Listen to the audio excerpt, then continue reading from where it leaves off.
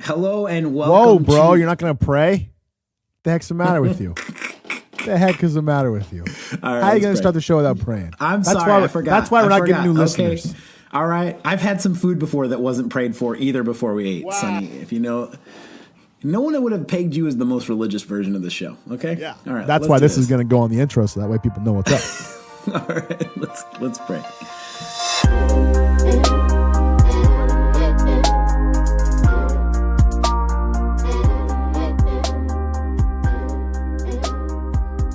Welcome to the Fringe Youth Worker Podcast with TJ and Sonny. Hello and welcome to the Fringe Youth Worker Podcast. My name is TJ McConaughey. I am joined always by my best friend, Sonny Saltalamacchia. Sonny, tell the randos what's real this week. TJ, there's sunshine outside. And instead, I am stuck in my pod box that I built in my garage where no light gets in. And I couldn't be having a better time. You know, you kind of are a cave dweller, you know? I'm a cave dweller, bro. I spend a lot of time outside talking to people. But when I'm not, I like to not see anybody or any light. I'm kind of that way, yeah. Yeah, our wives are kind of like, hey, the sun's out, we should be outside. And we're like, when the sun goes down, we can go outside. Like those are the times to go outside. Like, but you know, our pale skin and our wonderful demeanors in one-on-one conversations probably would tell the world that we are. When I got home today, my wife and kids were leaving to go see her parents, and the first thing I did was closed all the blinds when I got in the house.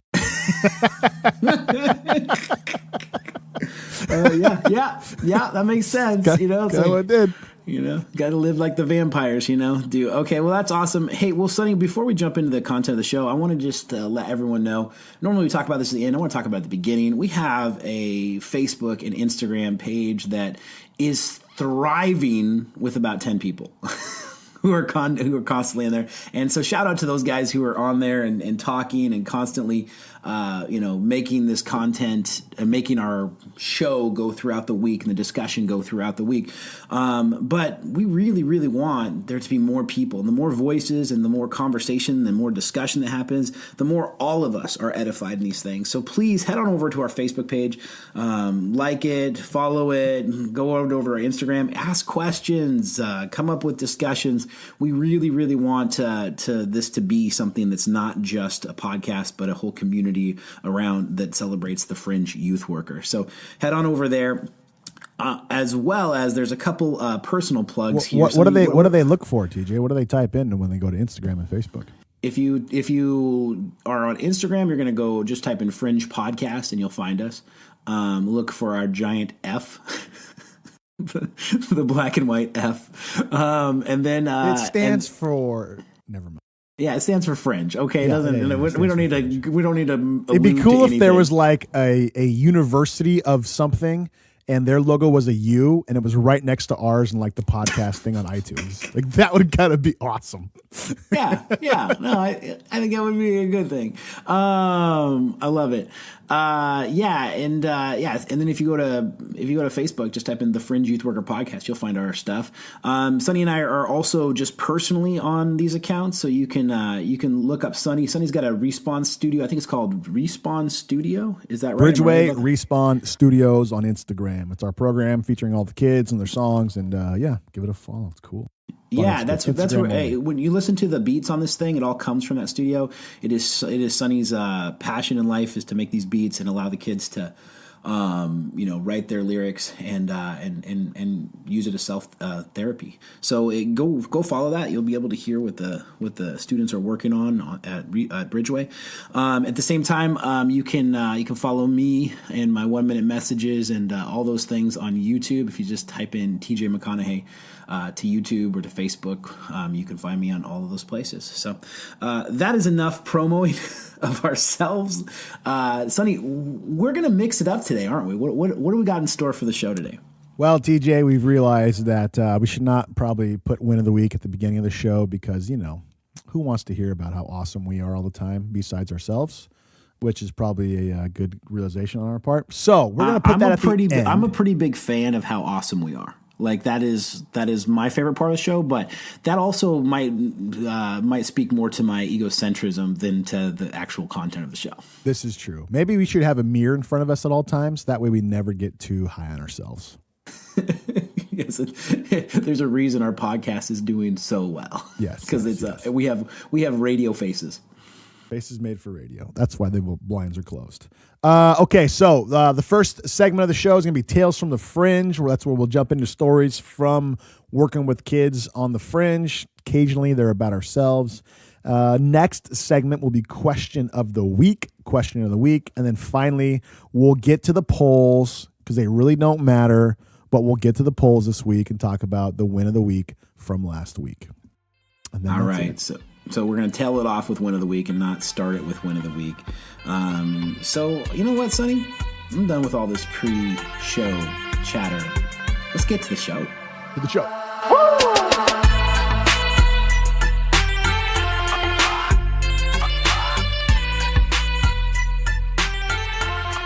Join the conversation on Facebook and Instagram. And when you subscribe to this podcast, please leave us a 5-star rating. We desperately need your approval.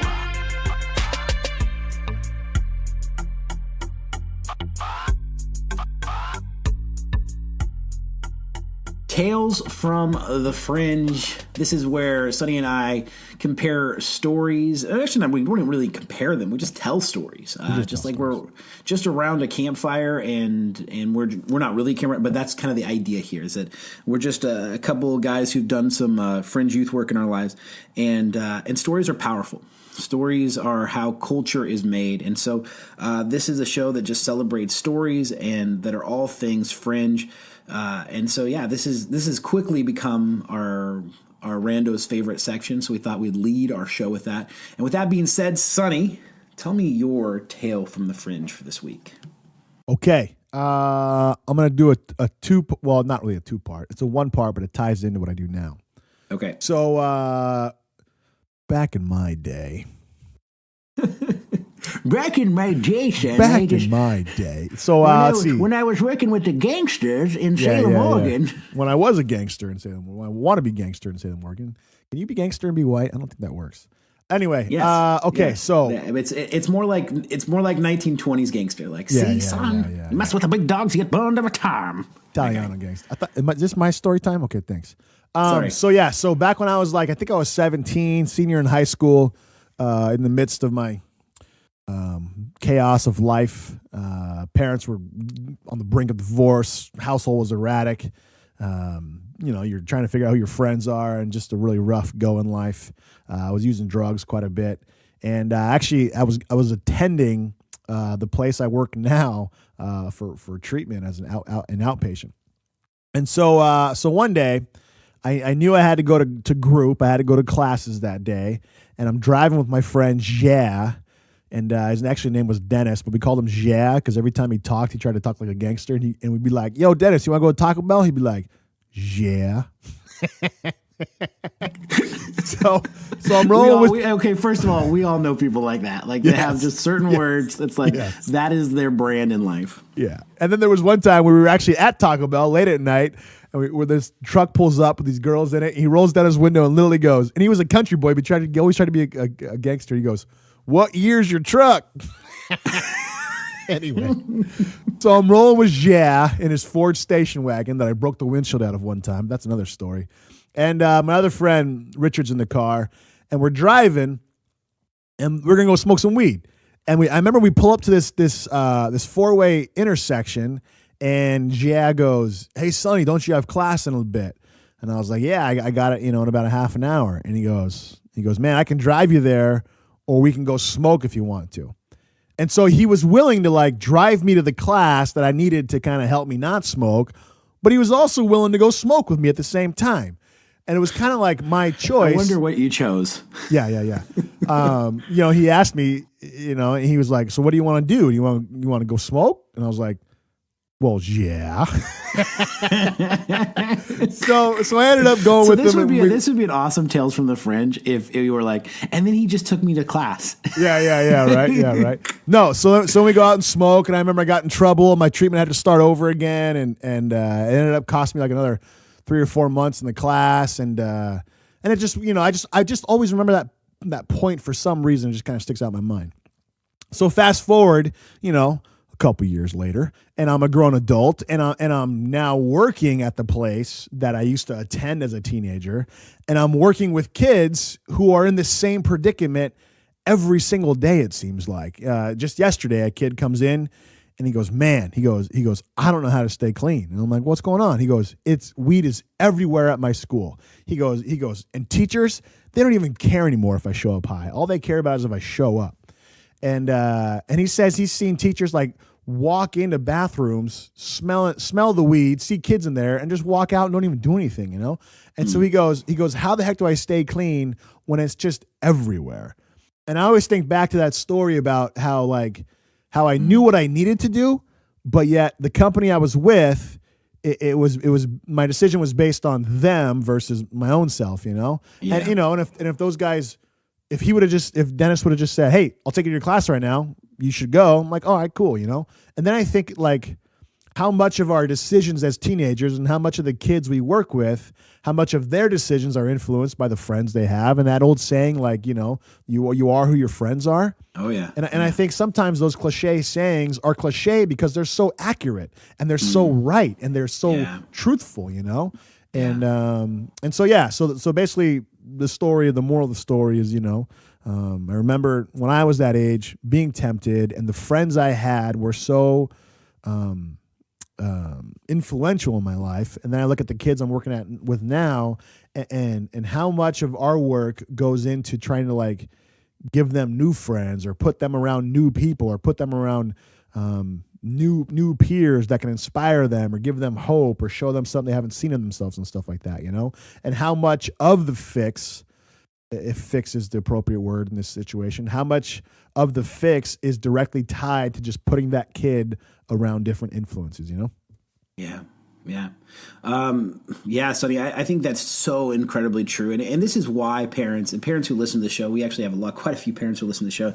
This is why we're so scared as parents about who our kids are making friends with. I mean, even when they're young, there's a good chance that my 5-year-old isn't going to find a ja who's going to take him and smoke weed with him. That could happen, and that's very traumatic, and it does happen, unfortunately. But there's a good chance that's not going to happen. However, you can see when they're picking up bad attitudes and just bad habits from their friends, and so it's scary. And I think one of the things that we have to learn to first parent around and also pray for in our kids is that they would make friends with people who make them better people. And that's that. I mean, you want to know what affects a person more in life than any other thing. It's the friends and the company they keep. I mean, I've heard it said, it probably is the parents first, but the secondary relationship is going to be the friends that they keep. And so when you have the people who are around them that are positive and that take them to better places and want them to go on mission trips and want them to go, do positive things with their life, usually that person, you don't have to worry about them. However, or they might slip up, but they come back around, because they have that base to fall back on, Yep. Well, and that's absolutely true. And a lot of people, especially when you're talking to a couple of people who, made our bones in the fringe youth work, it's like, well, aren't we supposed to be outreaching to our friends?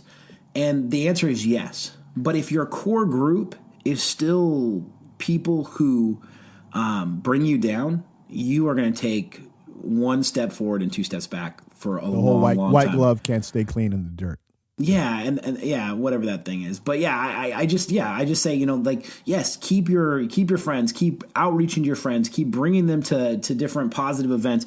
But your main core of people, they need to be people who are bringing you up and not pulling you down. And you have to identify that and to bring yourself to that place. And even though jazz are really cool people sometimes, you're not going to go anywhere in life, keeping that company. And that's unfortunate, right? That sounds really harsh, but it's true. No, but it's so true. But then think about how strongly the attachment is to friends as a kid. I remember screaming matches with my parents about they're my best friends. You can't take them away from me and stuff like that, and just how super attached we are to those people that in 6 months you never talk to again because they said something bad to your best friend or your other best friend. You know what I'm saying? Yeah. And so it's a weird balance that I always have. And I kind of moved away from talking about it years ago to just trying to implement that in our program as far as like having the dumb games, having the events. We try to do every month. We do a monthly event where we can show them how to have a good time sober,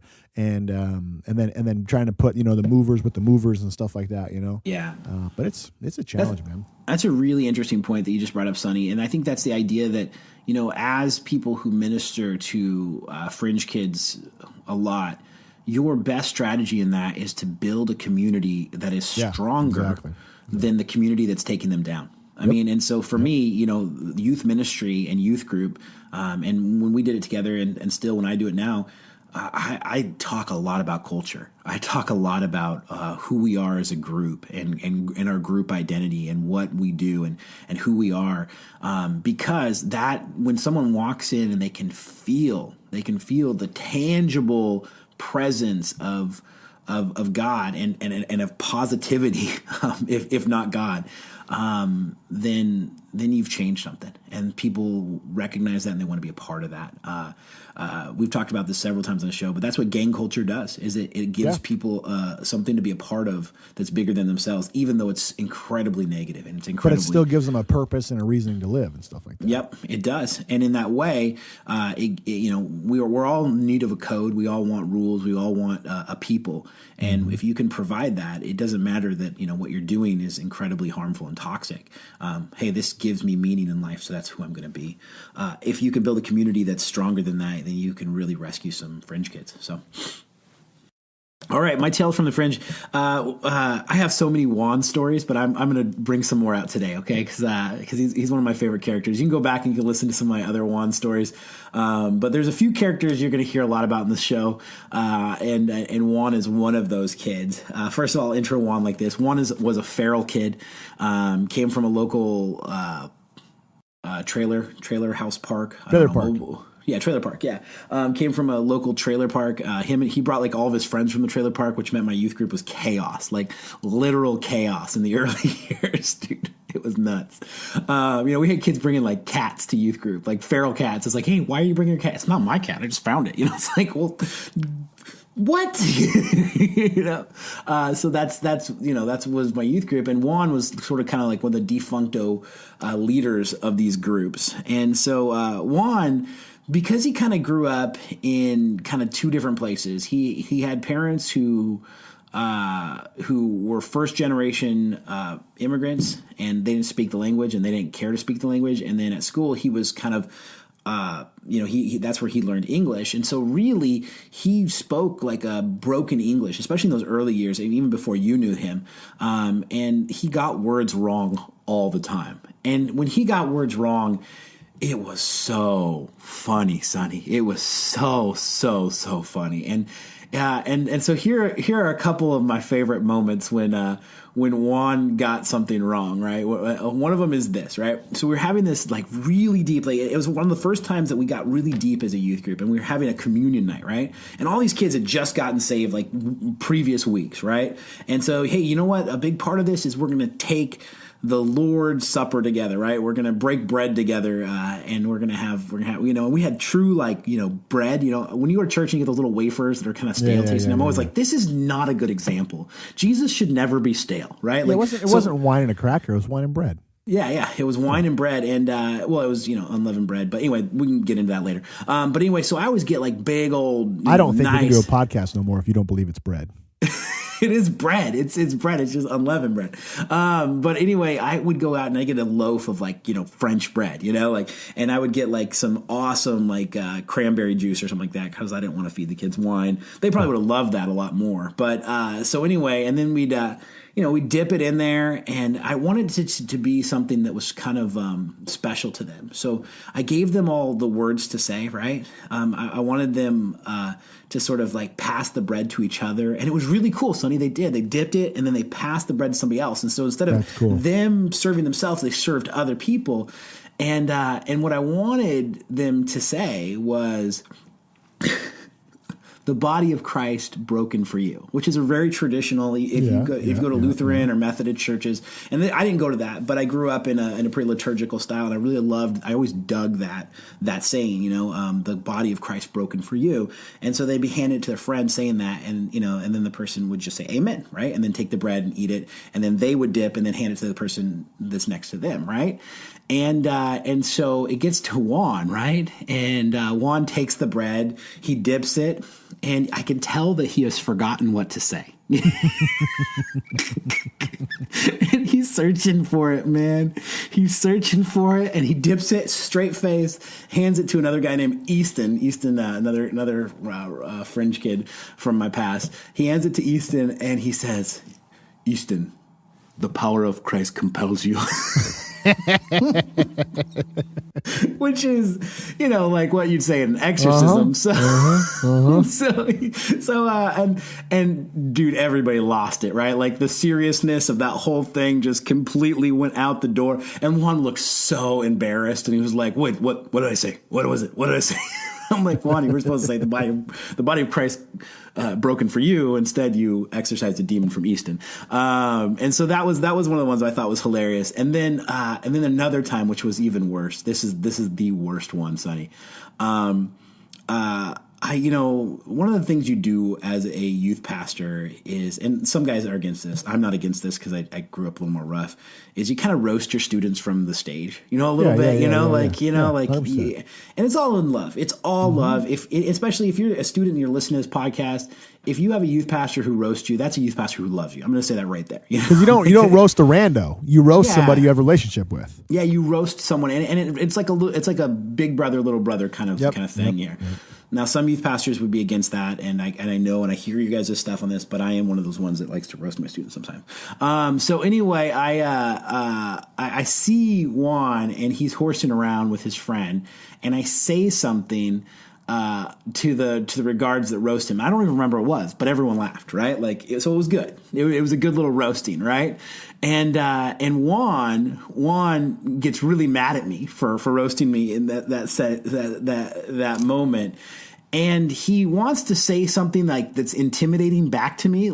And what he told me later, what he was trying to say was, TJ, if I roasted you, you would be in the corner defecating on yourself. That's what he wanted to say, which is great. I mean, the fact that he was trying to search for the word defecating is a great word, and it's a good little comeback, especially for a feral middle school boy. He doesn't say defecating though. He replaces the word defecating with fornicating. So I'm on stage in front of whatever amount of kids that were there that day, and he looks over and he says, "TJ, when I'm done with you, you will be fornicating yourself in the corner." Oh, and everyone loses it in a crazy thing. And Juan just thinks that he just came up with the greatest thing ever. Yeah. And I stop everyone and I go, "Juan, do you know what fornicating means?" And he goes, "Like pooping on yourself." Double down. Got to double down. And everyone starts laughing and losing it. And then he gets embarrassed again. And I go, "Yeah, you might want to look up the definition for that there, buddy." And anyway, so that was who Juan was. I tell that story, and maybe there's no moral to the story, but if you're going to work with Fringe kids, man, they come with all sorts of words. They come with all sorts of attitudes. They come with all sorts of broken language and broken habits.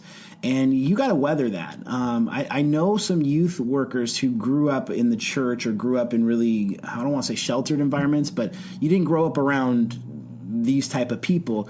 And so sometimes we could get really offended by language. Sometimes we can get really offended by the words students use. And the truth about the words students use is they don't hear that from nowhere. And a lot of times the broken language that we get from these kids is what they have learned poorly in their lives. And it actually is just a picture of where they're coming from. And so if we shut them down, especially, and this goes to the place of, I mean, how many times have I heard a kid say the F word? How many times have I heard a kid, drop some bad language? And I make it a point to not call them out in that moment, to not stop everything and say, excuse me, here at the community church, we do not use that language. We find that offensive, and the language that Satan uses. You want to get to heaven, there's no F-bombs there.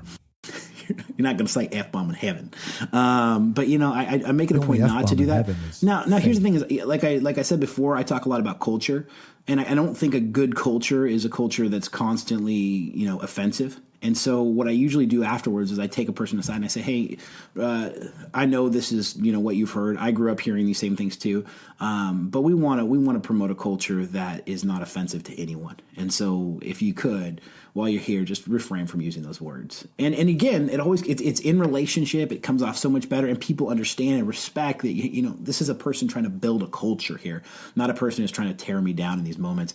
And so, afterwards I sat with Juan in his right in front of his mobile home, and I said, hey man, I'm sorry for roasting you. That was probably my bad, but you might want to check some words before you bring them here before that happens. And that's it. That's my tell from the Fringe. I got a couple things to say about that, but one time me and Juan are driving in my old pickup truck, and we had just ate, I think, some cheesecake or something like that, because we would just drive around and eat random things, and he spilled some on his pants, and it's on like his crotch area, and he didn't want to like touch it and clean it in front of me, so he's going like this, like rubbing his hand in a circle or over his crotch, and I'm like, what's the matter? He goes, I spilled my cheesecake on my, and he was looking for a word to use, and he goes, I spilled the cheesecake on my areolas. What? Perfect. I'm like, what are you talking about? I go, areolas. And he's like, yeah. And I'm like, no, that's part of your nipple. And he goes, oh. I think he was trying to like use area in a clever way, but that was the word that came to mind. So, man. Yeah, those were funny moments. But not so much like with Juan, but like when you talked about the language, like you got to pick your battles, man. Like, Are you really going to spend your day trying to get kids to stop cussing, or are you going to try to like get their heart? You know what I'm saying? Yeah. And like, I look at my own life, and I'm sure you could speak to this too. When did your language get better? When someone told you that you should have better language, or when you started having a relationship with Christ and following the word and stuff like that? That stuff naturally falls off. And I think it's the same thing as like when I do work with kids who use drugs. Rarely ever do I focus on the drugs. I focus on why they're using drugs. And if you address that, then the drug use naturally falls off as a byproduct of the growth they're doing in the other realm of their life. And so I think the same thing with the language.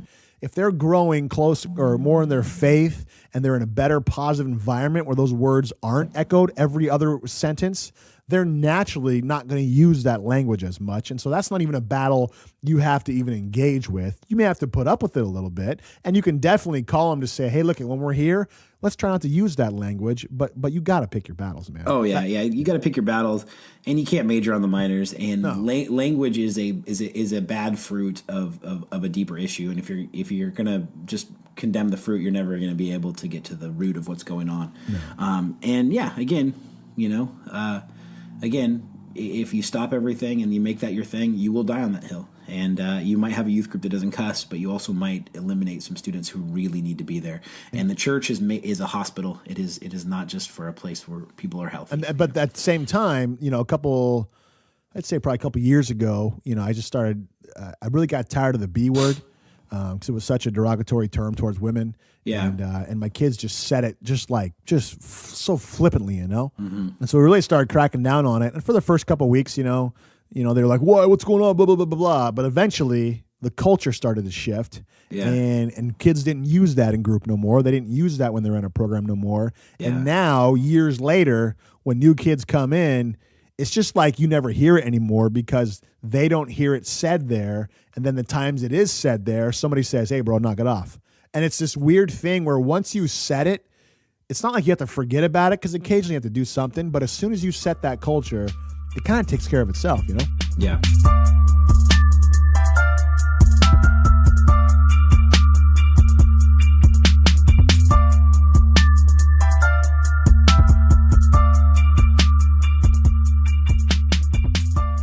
right, TJ, question of the week. Question of the week. This is where you search high and low, underneath every rock, behind the bark on trees. Sometimes you scrape off moss to find hieroglyphics, to find a question that could possibly stump the mind of myself that has grown so big it's pushed every hair follicle off the top of my head to find more room. So is that the theory now? That's kind of what's going on. My prefrontal cortex is so big it's pushed all the hair out the front of my head. I think it all just retired and moved south to your butt. I think that's really what happened. Okay, let's move on. False statement. Anyway, question of the week. Question of the week is this. So, Sonny, first of all, I got to explain this question of the week from where it's coming from. And then I want to, get your take on these things. And this might be a little more controversial. Then we might get a little into some more controversial things here. So, congratulations. Buckle up. It is episode 13, and we are ready. The kitty gloves have come off. So I talked about this last week on the show, is that my 1 minute messages were doing really well. And the platform that was really, really responding well to my 1 minute messages was this platform called TikTok. And another youth pastor found it. Shout out Jarrett Bennett. He found it and realized that a lot of his 1 minute messages were doing really, really well there. And so I took my 1 minute messages and they did really, really well there as well. And it was the platform by all means that was really, the heavy hitter in getting all those views. In fact, so my 1 minute messages have now been viewed about 250,000 times, and about 180,000 of those came on TikTok. And so that just shows you, that is the brunt of what was going on.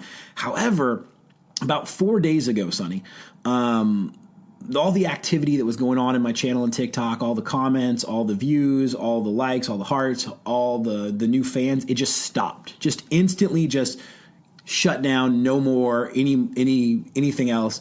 And so something happened, something happened to my channel, and I thought it was curious. So I sent them some questions about, hey, what's going on here? Why does this happen? Is there something on my side that I can do? And then in my notifications kind of pops up this little reminder to not engage in hate speech. And to throw out positive or good vibes into the world. Now, I don't know if those are two related. Maybe that just popped up from TikTok to everyone. However, my show got shut down, and then I sent this, and this is what I got. This is the only thing I've gotten back from them. So, and I thought that's very strange. And you can go watch my 12 1 minute messages. I don't think there's anything in there that you can contrive to hate speech. There's topics that I literally don't go near with these things, not because I don't have opinions on them, but because I want to reach the most people for Jesus. So, certain topics, people hear you talk on that and they will automatically shut down and go to their defenses. And so I want to be able to speak to all people. Like Paul says, I want to speak to all people. So I purposefully, in all of these messages, because they were getting a lot of plays, I said, okay, I want to speak truth, and not shy away from the truth, but I want to speak it in such a way that anyone could hear this and they wouldn't shut down. So again, you can go watch these shows. And so I've talked too much about it already, but anyway. So my TikTok channel has all but been shut down, and even now, if you go search hashtag 1 minute message, which is my hashtag on TikTok, you will see all of the other people who've done 1 minute messages, but you will not see any of my 1 minute messages, as if it's like my account went private, but it didn't go private. So anyway, so I got shut down for hate speech this week.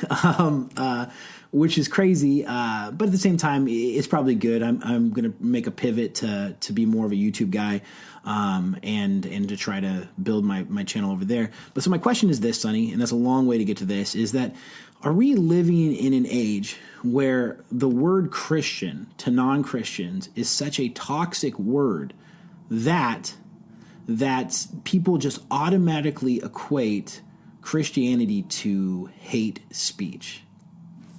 I think that's a pretty loaded question. And I think, honestly, it depends on each person's experience and their experiences with Christians. Because, I think, and maybe, I don't know if it's a sign of just the culture, society, or evolution of thought, or how things progress in life or whatever. I think sometimes there's buzzwords, and then those buzzwords, because everything is sensationalized in our culture today because of social media and the internet and stuff, it just like triggers this reaction in a lot of people. And I think for some people, they've had some really awful experiences in the name of God, so to say. You know what I'm saying? And I think me and you could speak to that, experiences we've had. Yeah. Based on other people in the name of God. Yeah. I'm always skeptical of people who say, God told me this. And that's, I think, sometimes one of the most scariest ways to start a sentence. Yeah. Because what if he didn't tell you that? What if this is just your own inkling? And how many people have been hurt or yelled at or cursed down or told they were going straight to hell unless they do this, that, or the other?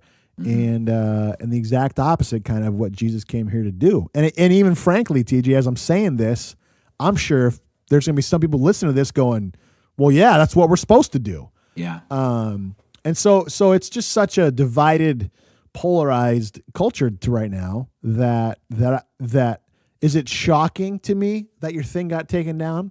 First of all, why are you even on TikTok? There's like kid channel. But I get that's why you're there. Well, I am a youth pastor. And I know that's why you're there. I made these for. So. But thank you. And I kid when I say that. Yeah. But that said, am I shocked that you're taken down?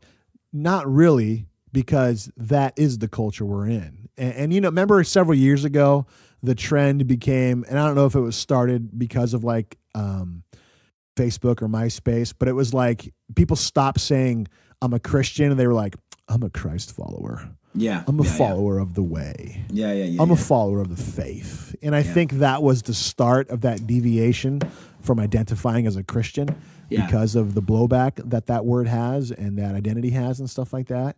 And so I think really, if you really want to know my thoughts on it, I think it's more of a calling to the church to reclaim that name and for what that name stands for. Yeah. And that name isn't stand on the street corner and shout people into heaven. It is a walk with them arm in arm and love them into heaven. You know what I'm saying? Yeah, I think that's really interesting. That's a great take, Sonny. My first response was anger. Like, what the heck, man? Sure. I'm blowing up. I'm blowing up. So, I'm going to quit my job. I'm blowing up. No, I'm not going to quit my job. But it's really exciting when all of a sudden you can say, hey, I've got 250,000 views on something that I've been doing. That's cool. That's influence. That's awesome. That's power, but it's a gut check to what power is and what power does. And you're right, Sonny. You're so right. I love you that you took it there, is that so many people have used the church as this power place to gain power, to gain influence on culture. Every politician who's running has to have some sort of take on religion. And forever in American culture, they all had to just, say that they were Christian, even though, obviously a lot of them didn't act like Christians. But they had to, because that was the way the culture was and it existed. But here's the thing is, and you can look at this throughout history, is every single time that the church has hitched itself to the powers that be, and to the empires that be at the time, is when the church experienced the most heresies and the most corruptions. It's absolutely a 1-to-1 ratio. Like, as soon as the church, and I'm talking about the church, big C here, you can go back and you can see the church doing all sorts of pretty terrible things in the name of God, but it was really in the name of power. I think that Christian in our culture has equated itself with hate, and that's really unfortunate, because I think who Jesus was not someone who promoted hate. His whole thing was about love. Now, he did have some pretty hard words, and we can talk about that later for people, but most of the hard words that he had was actually for the church folk of his day, the Pharisees, and the people who were faking the funk. So That's a good take. That's what I'm saying. Like, the indictment against your messages isn't an indictment of the person who complained. It's an indictment against the church. I mean, and that's, I don't think there's any other way to look at it and stuff like that, you know? Yeah. And on top of that, we talked last week, you know, you're not successful until you have haters. That's true. That's true. So, you know, unless you're causing some stir up there and stuff like that. But yeah, man, I think too, like, you know, who did Jesus come down to minister to? He came down to minister to the oppressed, to the ones on the fringes, to the ones who were marginalized. And church and power don't go well together, as evidence throughout history and stuff. And so, yeah, man, it's a interesting deal. Yeah, and I guess that's I like how you just said that, is that church and power don't go well. Church and power go well when it's the power of the Holy Spirit, when it's the power of God, you know, moving things and doing church things. And monetary power or political power or any kind of other power does not go well together. It never ever goes well, because that was not the intent. That was not who Jesus came here to do. Yeah, one of my favorite verses. Gosh, I can't remember the reference. Maybe I'll put in the show notes. But it's the kingdom of God is not just a lot of talk. It's living by God's power. And you know what? These 1 minute messages, this podcast, it all has the capacity to become just talk. And so what I would want in all of these things is just to live by God's power. So, you know, it was the same God who set it on fire on TikTok. He'll be the God that if it needs to keep going out to more people, he will provide that power. And this is me just saying that. God, you know, if you want this to do something more, let it do more. If not, kill it. And you're still sending messages to your students, and that's the most important thing. Yeah, it's the most important thing.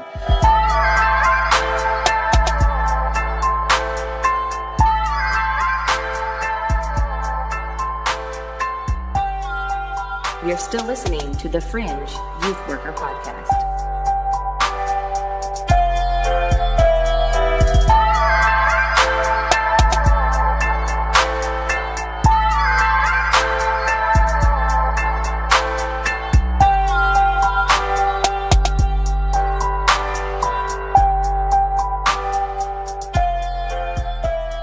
Okay, TJ, that's I think that's the end of the show.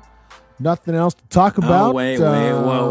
Why don't you go ahead and end the show, and we'll get moving on. I'll go into post, I'll edit it up, and I'm going to go play the Division 2 Open Beta right now. Okay, Sonny. Am I missing something? You know, Sonny wanted to abolish Winner of the Week right before we started. I had to talk him back into it, and I think it's really suspicious that on the week that I win, on the week did you win? I haven't even checked the polls. What's going on in the polls? I don't know, man. I don't know. I'm gonna yes, check right now, I did win the poll this week. Congratulations! I know you need that extra bump each week. You know what? You know, with the TikTok crisis, I needed a win. It was fitting. It was fitting you got the win this week. Even though most of those views have been deleted now. Oh, since the poll was up. I'm just saying. There's always controversy whenever you do something. Oh my gosh!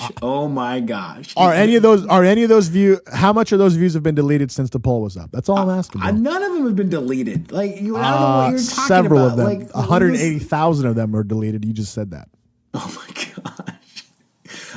Anyway, so Sonny here is a sore loser. I did win. Thank you, Randos, for voting for me and for giving me that little confidence booster. It helped. If I can know that I'm reaching just one person and that person being Sonny with humility, I've done my job here. So thank you for voting for that. And for allowing me to have this win of the week. But Sonny, enough with the past, even though now I am ahead in the grand scheme of thing. I'm ahead by one. I won last week. I don't want to just let that go to my head. Good, you can win every week. I don't want to let it go to my head. So Sonny, please, for the love of all things good and holy, did you win this week? What was the poll? I'm looking for the poll. Was it bad? It was 30% to 70%. I think we had about 25 people vote. So that's bad. So if you got 10% for every 10,000 views you had, and 60% of your views were taken down, that would equate it to 30%, 20%. Okay, that's cool. All right. So my win of the week this week, TJ, it's kind of a short and sweet one. I'm I'm going to move away from the Grammys. I know I still could if you want me to. I could still, there's still some stuff happening from that, but I'm going to move away from that.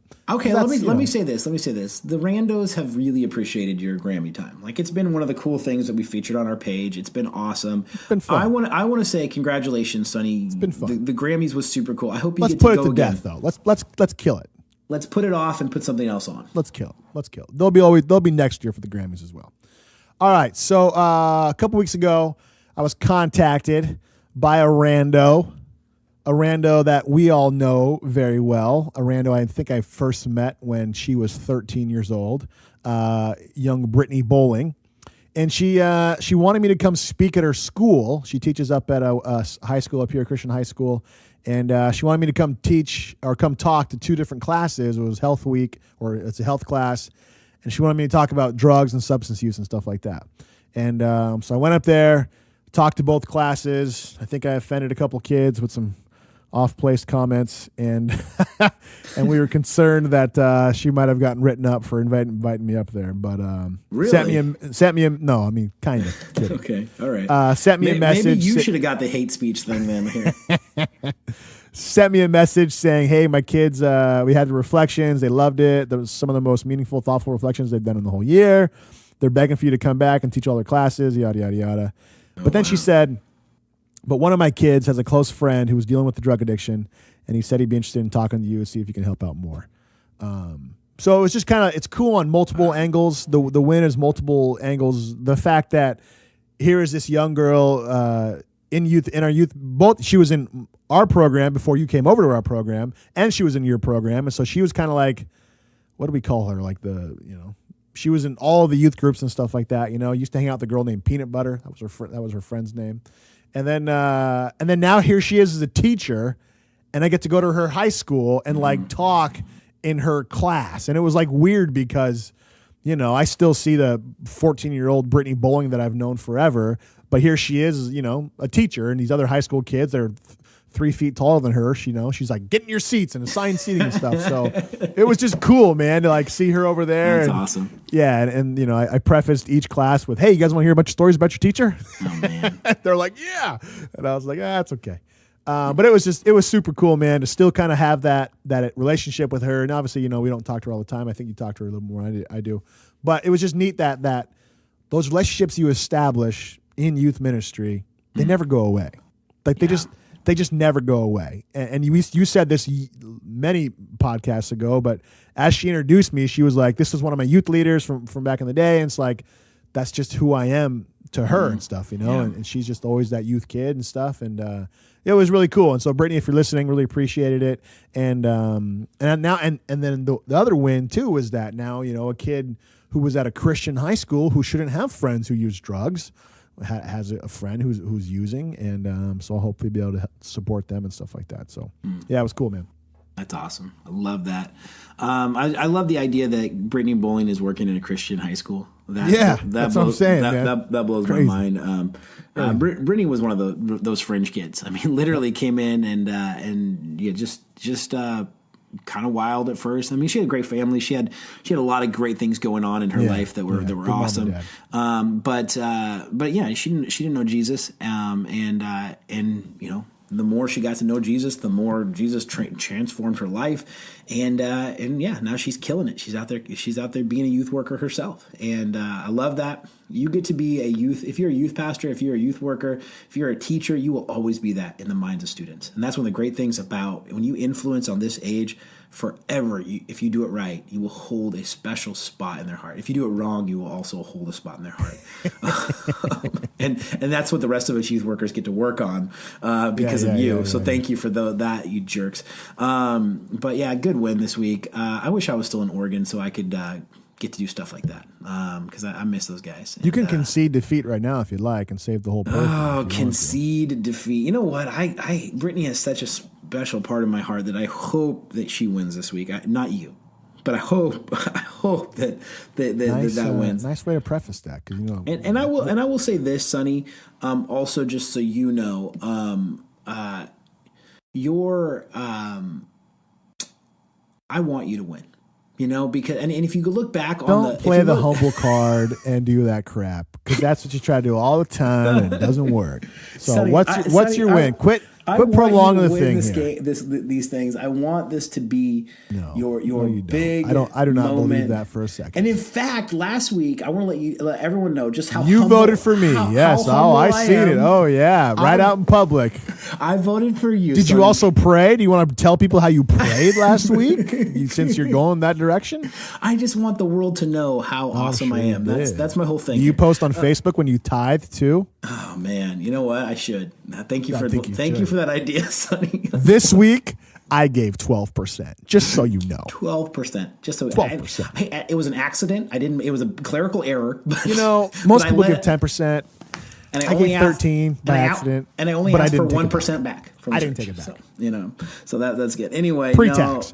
No, I love it. So my big win this week has been. This was a win a little while ago, but I'm gonna say it again. No recycled stuff. What? You can't live off the past. What happened this week? This week, from 7 days ago until now, what did you do that one?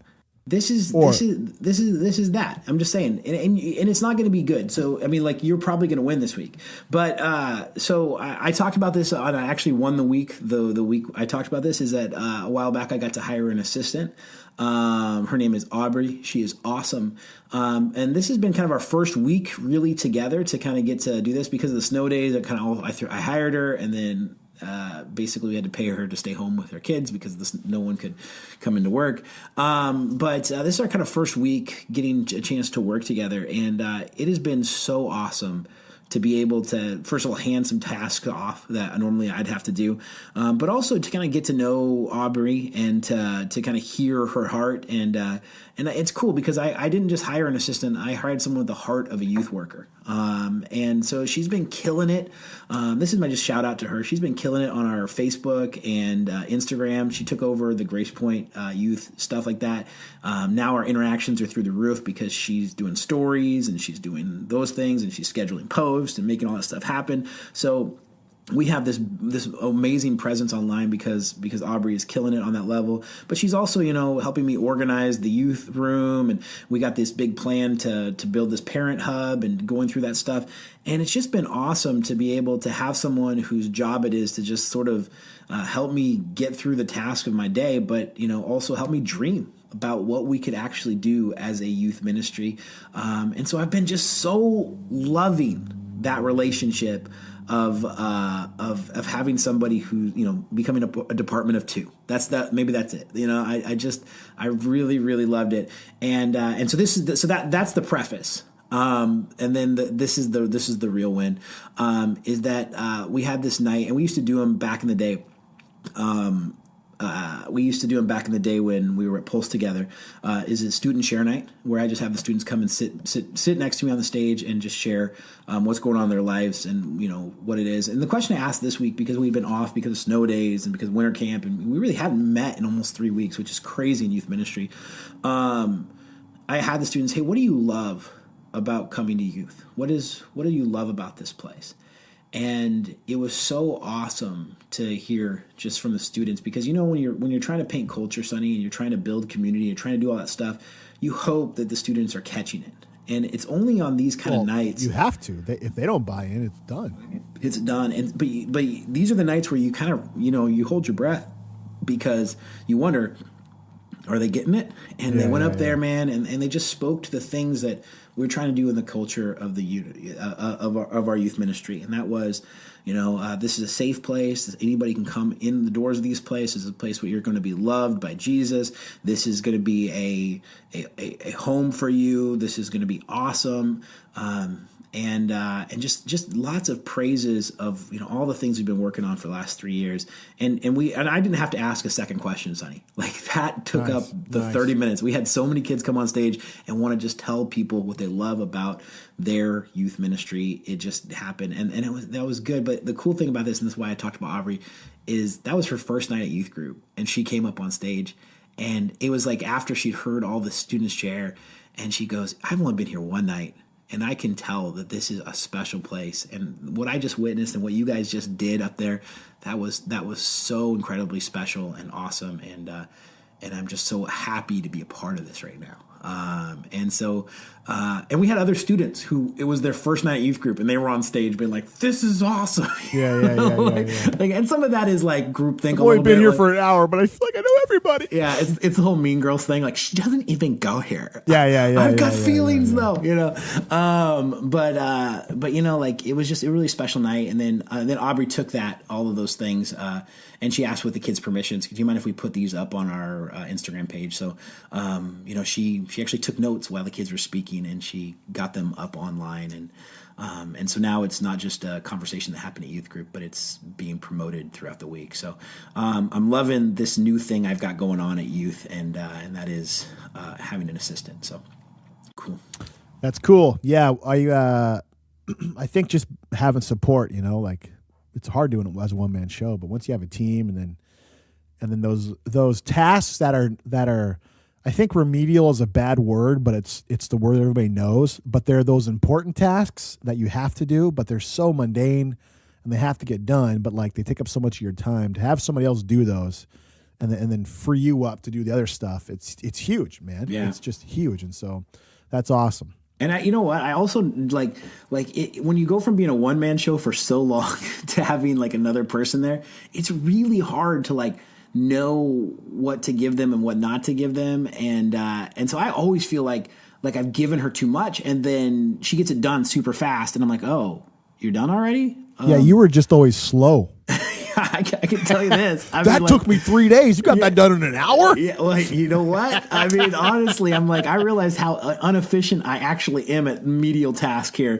But you know, like that's been cool. And you know, she keeps coming in. She goes, hey, what else you got for me? I'm done with that. What? Oh, I do have more things for you. Here, go do these. And that's a job in itself, coming up with jobs for them for her to do. Yeah. But then there's this internal thing, and you probably dealt with this too, Sonny, of like she's like, you know, is there anything you want? You want me to go get you some coffee? You want me to do something like that? And I'm like, what? I'm not that person. You know, like you're not gonna get me coffee, like, you know. But give it 6 months. I've noticed for the last week you've walked in here and you haven't said how awesome I am, and you have not given me coffee yet. Okay. Do we need to have a talk? Yeah, there it is. So yeah, maybe I'll get. You know what? I have an innate ability to become more and more entitled. So you should have her create a TikTok channel and then funnel your messages through her channel. I should just have her do them. I'll write them, and she can be the face of the place. Yeah, she can be the young, fresh face of the place. No, it's been awesome. It's been so cool, and it's been an adjustment. If you're listening, Aubrey, who she does, she actually listens to the show. That's part of her job, isn't it? No, not a part of her job, but in fact, can you have her edit the podcast? Yeah, that takes me several hours every week. You know, maybe that'll be something that Aubrey can do one of these days. But yeah, thanks, Aubrey. You're awesome. Thank you for being a part of this ministry.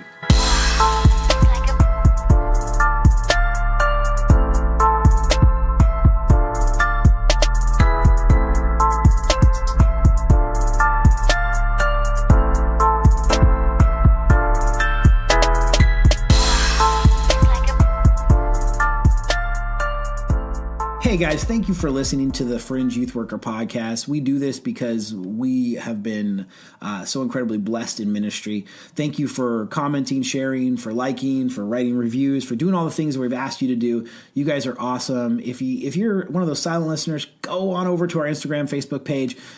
Give us a like, give us a shout. Do something with us online. That sounded weird. I don't know. But Sonny, hey, you have any other things you'd like to share? No, I'm good, man. There's nothing else? Can't find yourself something else you got to say at the end of this thing? Well, if you could say one thing to the randos, Sonny, what would that be? Well, I don't like them anymore because they voted for you last week. So that's the end.